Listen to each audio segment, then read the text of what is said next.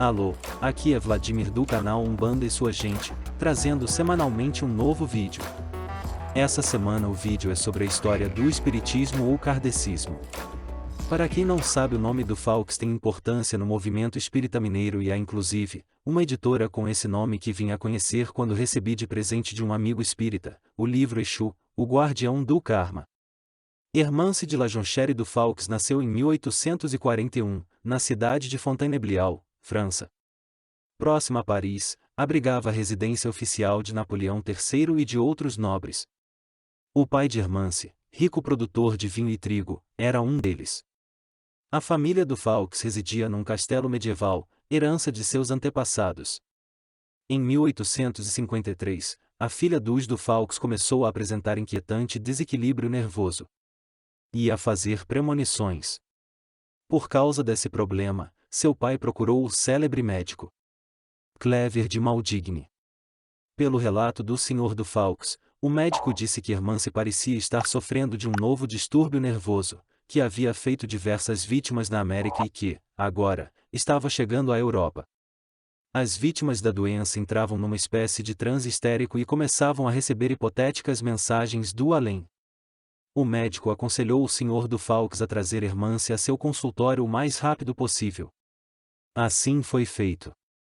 Maldigne colocou um lápis na mão da menina e pediu que ela escrevesse o que lhe fosse impulsionado. Hermance começou a rir, gracejando, mas, de súbito, seu braço tomou vida própria e começou a escrever sozinho. Ao ver-se dominada por uma força estranha, Hermance assustou-se, largou o lápis e não quis continuar a experiência. Maldigne examinou o papel e confirmou seu diagnóstico. Os pais de Hermance ficaram extremamente preocupados. Como a família era famosa na corte, a notícia logo se espalhou em Paris e Fontainebleau, chegando aos ouvidos do Marquês de Mirville, famoso estudioso do magnetismo. O Marquês visitou o castelo dos do Fawkes e pediu para examinar Hermance. Os pais aqueceram, mas a mocinha teve que ser convencida. Por fim, Hermance colocou-se em posição de escrever e Mirville perguntou ao invisível: "Está presente o espírito em que penso? Em caso positivo, queira escrever seu nome por intermédio da garota." A mão de Hermance começou a se mover e escreveu: "Não, mais um de seus parentes remotos." "Pode escrever seu nome?" "Prefiro que meu nome venha diretamente à sua cabeça." "Pense um instante." "São Luís, rei de França, primo do primeiro nobre de minha família?" "Sim, eu mesmo." "Vossa Majestade pode dar-me uma prova de que é realmente o nosso grande rei?" "Ninguém nesta casa sabe que você e seus parentes me consideram um anjo da guarda da família." Se Maldigne via o caso de Hermance como doença, o Marquês também tinha suas explicações. Na sua opinião, ela apenas captava as ideias e pensamentos presentes no ambiente. Isso na melhor das hipóteses. Na pior, a jovem estava sendo intérprete do diabo, pois, como católico, ele não acreditava que os mortos pudessem se comunicar. Uma análise conclusiva deveria ser feita pela Academia de Ciências de Paris. O Sr. do Fawkes, no entanto, não levou o caso adiante. Embora também fosse católico, ele preferiu acreditar que sua filha não era doente ou possessa, mas apenas uma intermediária entre os vivos e os mortos. A família foi se acostumando com o fato e a faculdade de Hermance passou a ser vista como uma coisa natural e positiva. Os contatos com São Luís passaram a ser frequentes.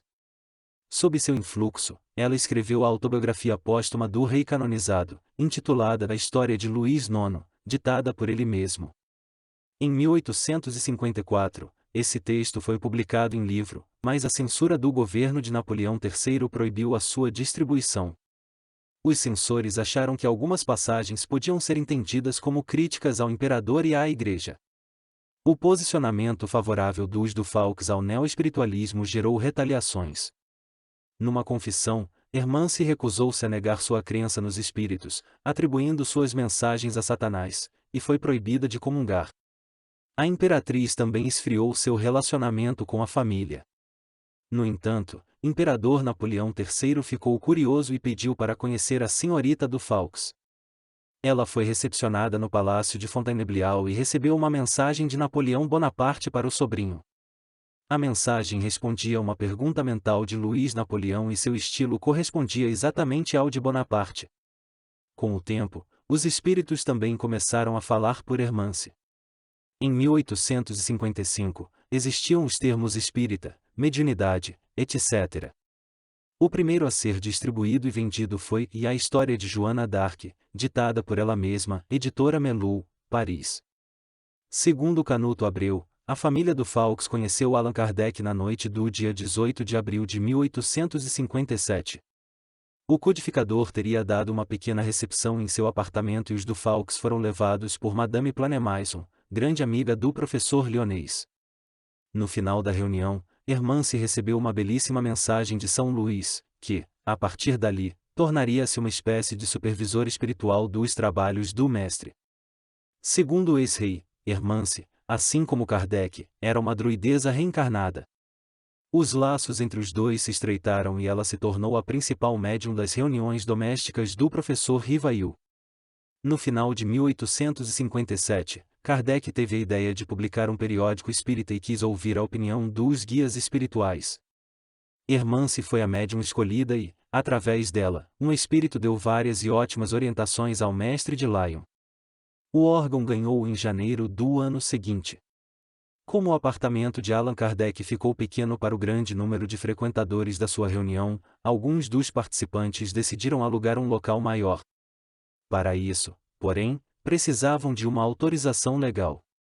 O senhor do Fawkes encarregou-se de obter o aval das autoridades, conseguindo em 15 dias o que, normalmente, levaria 3 meses.